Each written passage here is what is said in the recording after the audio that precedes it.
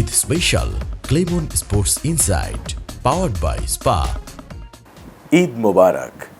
ঈদের বিশেষ আয়োজন ক্লেমন স্পোর্টস ইনসাইডে আপনাদের স্বাগত জানাচ্ছি আমি SI Raj, powered by Spa. আজকের এই ঈদ আড্ডায় আমাদের সঙ্গে রয়েছেন সোনাম সুলতানা সোমা, যিনি বাংলাদেশের একজন অন্যতম সফল এবং জনপ্রিয় অ্যাথলিট এবং 5 বারের জাতীয় টেবিল টেনিস চ্যাম্পিয়ন। এই খেলায় তিনি একাধিকবার জাতীয় পর্যায়ে শিরোপা জিতেছেন এবং আন্তর্জাতিক পর্যায়ে বাংলাদেশকে রিপ্রেজেন্ট করেছেন। এছাড়া ব্যক্তিগত জীবনে তিনি একজন মা, নিজের সন্তানের কোচের দায়িত্ব পালন করছেন তিনি। চলুন আজকের এই আড্ডায় আমরা এই জাতীয় চ্যাম্পিয়নের সঙ্গেই সময়টা কাটাই। ঈদ মোবারক সোমা। ঈদ মোবারক ভাইয়া। ঈদুল আজহা কেমন কাটছে, কোথায় কিভাবে? আমি বাসাতেই আছি, যেহেতু কুরবানির ঈদ খুব যাওয়া হয় না দেশের বাড়িতে। রোজার ঈদের চেষ্টা করি ঈদের পরের দিন যাওয়ার, তবে কুরবানিটা আমাকে ঢাকাতেই করতে হয়। আমরা যতটুকু জানি নড়াইলে বড় হওয়া, বেড়ে ওঠা নড়াইল, এবং নড়াইলের মেয়ে আপনি। নড়াইল থেকে এই জাতীয় পর্যায়ে আসা, তাও আবার টেবিল টেনিস, আসলে শুরুর জার্নিটা কেমন ছিল? নড়াইল থেকে অর্থাৎ প্রত্যন্ত গ্রাম থেকে শুরুটা কিভাবে করেছিলেন আসলে? আমার মার ইচ্ছাতেই আসলে টেবিল টেনিসে যাওয়া। তার থেকেও বড় কথা, আমার চাচা খেলতেন, আমার ফুফাতো বোন ও 5-6 বার ন্যাশনাল চ্যাম্পিয়ন। তো সেভাবেই আসলে আমার ছোটোবেলা থেকে, যেহেতু কাছে ছিল জায়গাটা, ওই টেবিল টেনিসই আমার শুরু, ওইখান থেকেই শুরু। যেহেতু নড়াইলের মেয়ে, ওখানে অনেক স্মৃতি রয়েছে। ঈদুল আজহার দিনটা কিভাবে কাটাতেন নড়াইলে, এবং এখন যেই ঢাকাতে বসে ঈদুল আজহা কাটানো, সবচেয়ে মজার কিছু স্মৃতি থাকে। আসলে পার্থক্যটা কেমন নড়াইলের ঈদ আর ঢাকার ঈদ? নড়াইলের ঈদ যদি আমি বলি, বিয়ের আগে সেটা অন্যরকম ছিল, বিয়ের পরে সেটা আর অন্যরকম। তো বিয়ের আগে যদি বলি, সেটা অনেক মজার ছিল, কারণ ছোট ছিলাম। এই সকালবেলা মানে নতুন ড্রেস থেকে শুরু করে সকালবেলা গোসল করা, আর আমার একটা অভ্যাস ছিল, আমি নতুন সাবানটা দিয়ে গোসল করব। কোনো একটা ঈদে বাবা আনতে ভুলে গিয়েছিলেন, তো ওইটা নিয়ে আমি খুবই তুলকালাম শুরু করে দিয়েছিলাম। আমার 2টা চাচা বাংলাদেশ ব্যাংকে চাকরি করতেন, দুজনই মারা গেছেন। তো ওনারা নতুন টাকা দিবেন, মানে সেই লোভ ছিল, একটা নতুন চকচাকা নোট পাবো। তো ওই বিষয়গুলো খুব মিস করি। ওই সময়টাই আসলে অনেক মজা ছিল। সেই মজার সময়টা আসলে ছোটবেলায় কোরবানির হাটে যাওয়া হতো বা পশু কিনতে যাওয়া হতো কিনা? না, ছোটোবেলায় যাওয়া হতো না, তবে কয়েক বছর আগে গিয়েছিলাম। অভিজ্ঞতাটা খুব বেশি ভালো না, কারণ দালাল চক্র থাকে, ওখানে অনেক রকমের হেনস্থ হতে হয় আর কি। এখন আসলে ঈদ সালামি কি বেশি দেন নাকি নেন? আর ছোটবেলায় ঈদ সালামি নেওয়ার মানে টেকনিকটা কি ছিল যে বেশি ঈদ সালামি নেব আমি? ছোট ছোট আমার ভাই বোন সবাই আমার অনেক ছোট, সবাই আশা করে আমাকে দিতে হয়। আর যদি কিছু নেই, হাজবেন্ড থেকে হয়তো একটু জোর করেই নেওয়া হয়। ঈদের দিন তো একদমই আলাদা। এই সময়টাতে জার্সি বাদে অন্য যে পোশাক পরিচ্ছদ রয়েছে, কোন সাজে নিজেকে সাজাতে পছন্দ করেন? শাড়ি নাকি ট্রেডিশনালি কোনো পোশাক থাকে? আমি ছোটবেলা থেকেই শাড়ি পরতে পছন্দ করি। একটা ছোট ঘটনা বলি। আমার প্রতিবেশী এক দাদি ছিলেন, উনি আমাকে সবসময় শাড়ি পরা দেখলে বলতেন যে, তোমার তাড়াতাড়ি বিয়ে হয়ে যাবে, কেন এত শাড়ি পরো? তো আমার মনে হয় ছোটবেলা থেকে আমি শাড়িটাকেই প্রেফার করি, আমি পরি, শাড়ি পরি। কোরবানি ঈদ মানেই তো আসলে নানান রকম মাংস।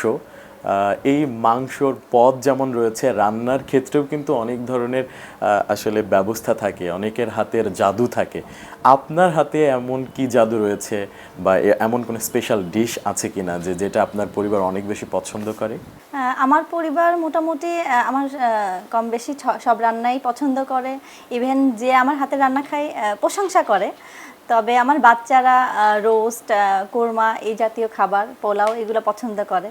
টেবিল টেনিস খেলা, যেটার জন্য তো আসলে অনেক বেশি নিজেকে ফিট রাখতে হয়, শারীরিকভাবেও মানসিকভাবেও, এবং ওজনের দিকটাও অনেক বেশি নিজের খেয়াল রাখতে হয়।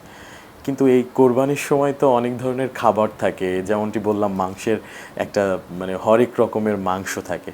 এর মাঝেও কিভাবে নিজেকে ফিট রাখেন? এটা যদি বিশেষ কোরবানি উপলক্ষে বলা হয় তাহলে আমি বলবো যে এতটা মাংস ধরে মানে এত কিছু দেখে এই সারাদিনের এত পরিশ্রমের পরে রান্না করার পরে সত্যি খেতে ইচ্ছা করে না কেন জানি। তবে খাওয়া হয় 2-3 দিন পর থেকে, অল্প অল্প খাই, অবশ্যই আমাদের ওইটা মেনটেন করতে হবে যেহেতু আমরা স্পোর্টস পারসন। জাতীয় পর্যায়ে অনেক অর্জন রয়েছে আপনার এবং ঘরোয়া টেবিল টেনিসেও বেশ নিজেকে একবারে মেলে ধরেছেন, চ্যাম্পিয়ন হিসেবে রয়েছেন। কিন্তু আসলে এর মূল মন্ত্রটা কি? আপনি যে নিজেকে এভাবে তুলে ধরেছেন, নিজেকে গড়েছেন, এর মূল মন্ত্র হিসেবে আপনি কি মনে করেন আসলে? সাপোর্টিং ফ্যামিলি থেকে, সেটা হাজবেন্ড হোক বা বাবার ফ্যামিলি, যেখান থেকেই আসে, তো সাপোর্ট যদি পায় এবং পরিশ্রম যদি করে একটা সময় সে তার লক্ষ্যে পৌঁছাতে পারে বা অনেক দিন সেটা কন্টিনিউ করতে পারে। টেবিল টেনিস খেলা বেশ মানে পারদর্শী হতে বেশ সময় লাগে এবং যে কেউ আসলে এই খেলায় পারদর্শী হতে পারে না, সেখানে আপনি একজন তারকা বনে গেছেন। একটু জানতে চাই, শুরুটা যখন করেছেন তারপর আসলে এই ধাপে ধাপে যে জাতীয় পর্যায়ে আসা, এই ধাপটা কেমন ছিল? কি কি ধাপ ছিল আসলে? আসলে আমার শুরুটা যদি বলি, আমি 95 থেকে ধরতে পারেন, অনেক বছর হয়ে গেছে। আর 97, 8, 99, 2000 আমি জাতীয় শিশু পুরস্কার প্রতিযোগিতা গোল্ড মেডেল যেটা দিত, ওটা এখন টেবিল টেনিস বন্ধ হয়ে গেছে ইভেন্টটা। তো ওইখান থেকে আমার শুরু। তারপর পরপর আমি 4 বছর শিশু একাডেমি, ওটা হচ্ছে আমার প্রথম ধাপ যদি বলতে পারেন, ওটা আমার প্রথম ধাপ। তারপরে ন্যাশনাল জুনিয়র চ্যাম্পিয়ন হয়েছি আমি। তারপর যখন সিনিয়রে আসলাম 2003 সালে আমি প্রথম ন্যাশনাল ফাইনাল খেললাম সিনিয়রে উইমেন। আমি রানার্স আপ হলাম, আমারই কাজিন ও চ্যাম্পিয়ন হলো। তো এভাবে মানে ন্যাশনাল পর্যায়ে এবং মহিলা বিভাগে আমার পদার্পণ। আমি ফার্স্ট ন্যাশনাল চ্যাম্পিয়ন হলাম উইমেন্সে, এটা হচ্ছে 2009-এ। 2010 সালে সাব গেমসে ব্রোঞ্জ পেয়েছি টিমসের, এটা আমার অনেক বড় একটা অ্যাচিভমেন্ট। তো এভাবে করে প্রতিটা ধাপেই নিজেকে নতুন করে তৈরি করেছি। খেলতে খেলতে বিয়ে, মানে এমন একটা পর্যায়ে আছেন যে রেসিং করতেছেন, তার মধ্যে আপনার বিয়ে হলো। অনেকে তো বলে যে বিয়ের পরে আসলে একটা প্রতিবন্ধকতা আসে। আপনার ক্ষেত্রে কি এমন হয়েছিল, বা বিয়ের ঘটনাটা যদি? প্রথমে তো আমার ইচ্ছা ছিল না, আমার একটু আর্লি ম্যারেজ। তো মা একটু ইনসিকিউর ফিল করতেন, কারণ আমার ছোট বোন আমার 14 বছরের ছোট। তো ওকে টেক কেয়ার করতে যে আমাকে টাইম দিতে পারতেন না। সেই মুহূর্তে উনি চেয়েছেন যে আমাকে অন্ততপক্ষে কারো দায়িত্বে জানি আমি থাকি। তো সেভাবে করে বিয়ে।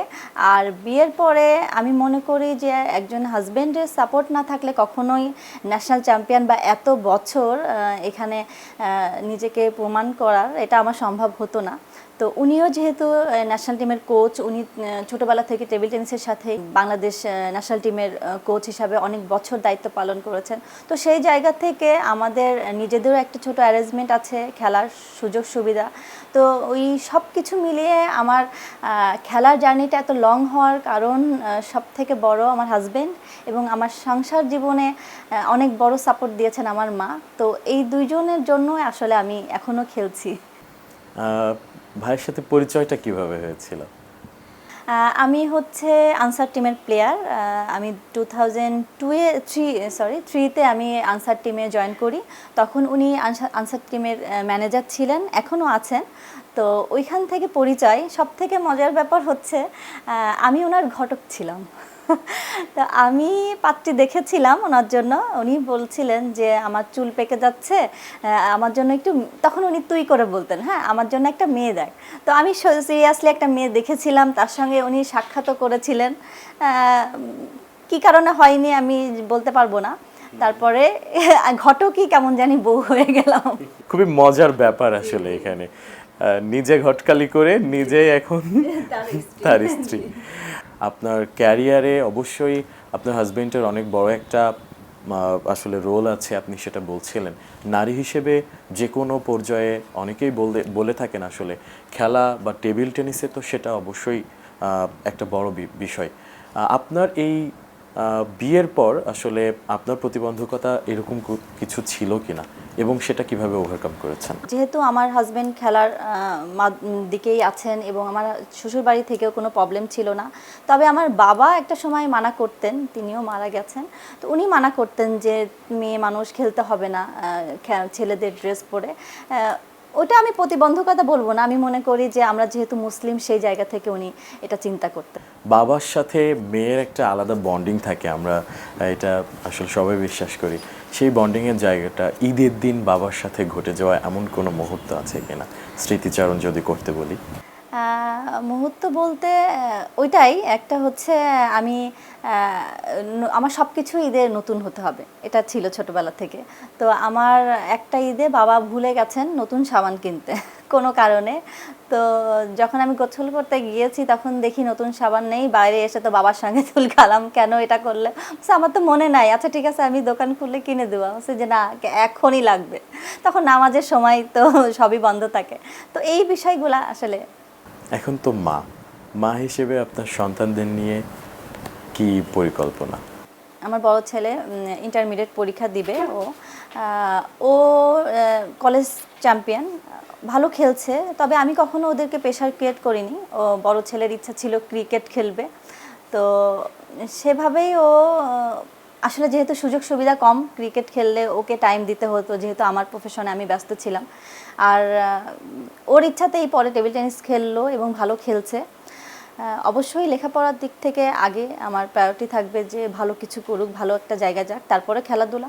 সেভাবেই ওরা বড় হচ্ছে, খেলাধুলা এবং পড়ালেখা পাশাপাশি রেখেই। প্রিয় দর্শক, ঈদের বিশেষ আয়োজন ক্লেমন স্পোর্টস ইনসাইটে নিচ্ছে ছোট্ট একটি বিরতি। বিরতির পর আরও মজার মজার সব ঘটনা নিয়ে হাজির হচ্ছে। ততক্ষণ পর্যন্ত আমাদের সঙ্গেই থাকুন। Powered by Spa.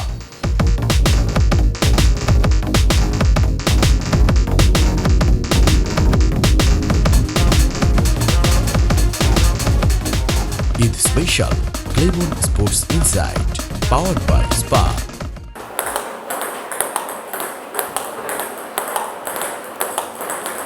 দর্শক, বিরতির পর আবারও একবার স্বাগত জানাচ্ছি ক্লেমন স্পোর্টস ইনসাইটে, পাওয়ার্ড বাই স্পা।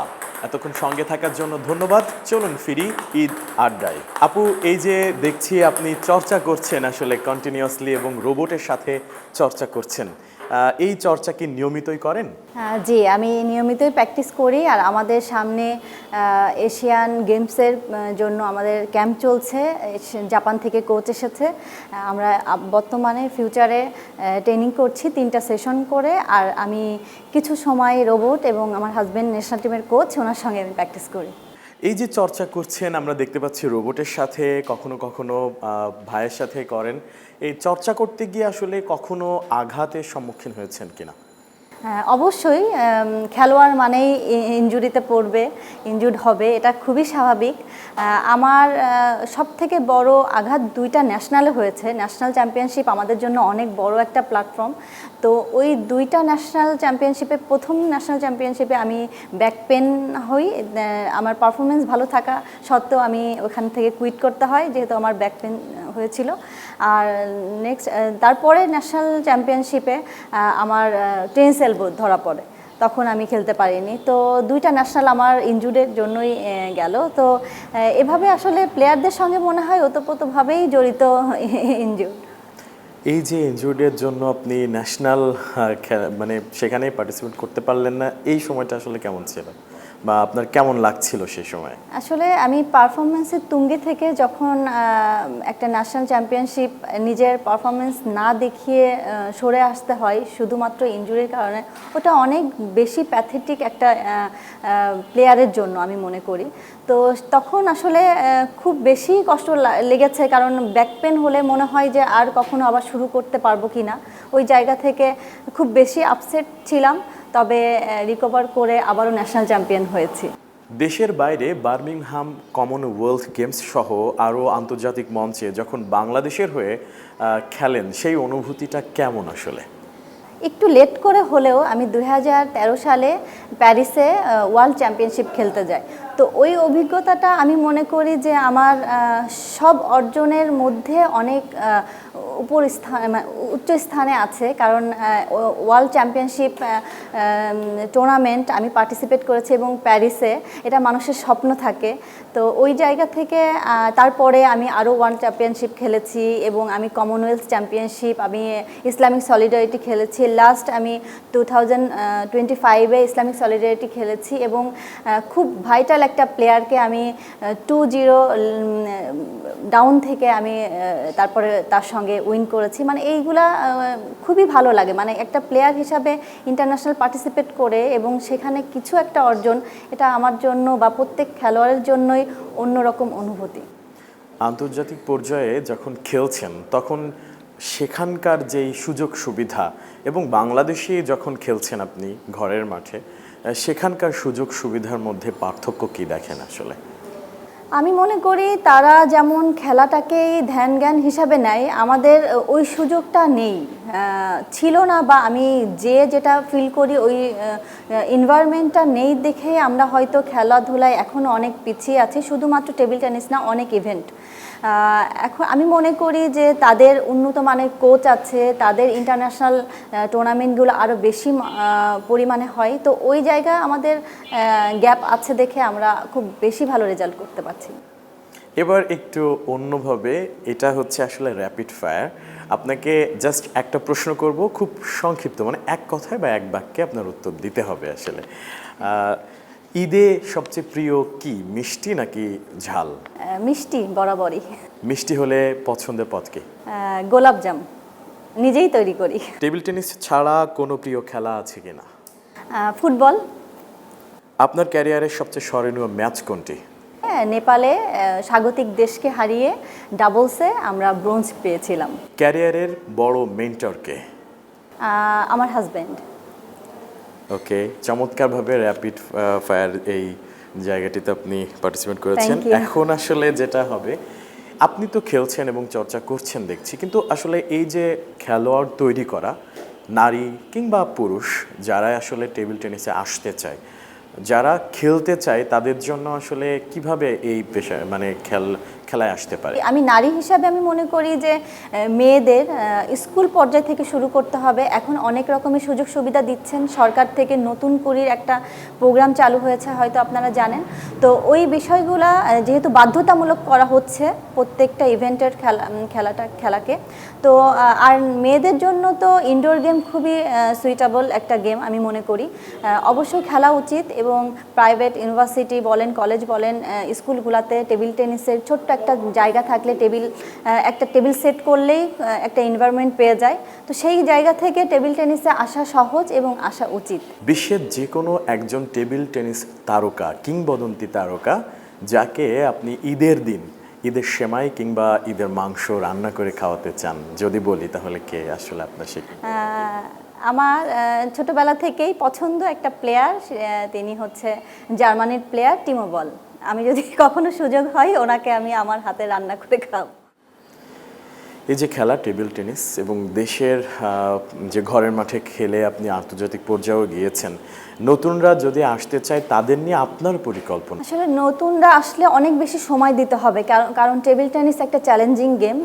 কথায় আছে যে সূক্ষ্ম দৃষ্টি, তীক্ষ্ণ বুদ্ধি আর অনুপম ছন্দের খেলা টেবিল টেনিস। তো সেই জায়গা থেকে গার্ডিয়ানের যেমন সাপোর্ট লাগবে, বাচ্চারা যে টেবিল টেনিসে আসবে তাদের একটু টাইম বেশি দিতে হবে। কারণ আগে 21-এ গেম ছিল, 5টা করে সার্ভিস ছিল, এখন 11-এ গেম, 2টা করে সার্ভিস, খুব শর্ট টাইমে গেম হয়ে গেছে। তো এই জন্য সময় দিতে হবে ফ্যামিলি আর যে বাচ্চা ইন্টারেস্টেড বা বাচ্চাদের দিতে চাই, সময় এবং পরিশ্রমের বিকল্প কিছু নেই ভালো করার জন্য। শেষ প্রশ্ন, ঈদের এই আনন্দক্ষণে আপনার ভক্ত বা দর্শক কিংবা এটিএন নিউজের দর্শকদের জন্য আপনার কি বার্তা থাকবে? খুব বেশি ধন্যবাদ এটিএন নিউজ চ্যানেলকে এবং আপনাদের সবাইকে যারা ক্যামেরার সামনে বা পেছনে কাজ করছেন অনেকক্ষণ ধরে। আসলে একটা পরিশ্রমের কাজ একটা প্রোগ্রাম সাকসেস করার জন্য সবাইকে ধন্যবাদ। এবং আমি মনে করব যে টেবিল টেনিস খুব সুন্দর একটি গেম, সবাই খেলুন। সবার প্রতি আমি কৃতজ্ঞ, যারা আমার ভক্ত বা পরিবার পরিজন, সবাইকে ঈদ মোবারক।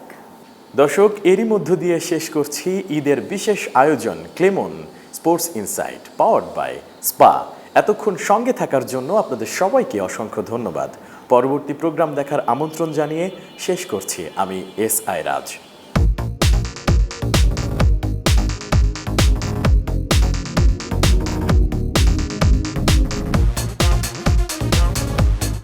Eid special Clemon sports insight powered by spa.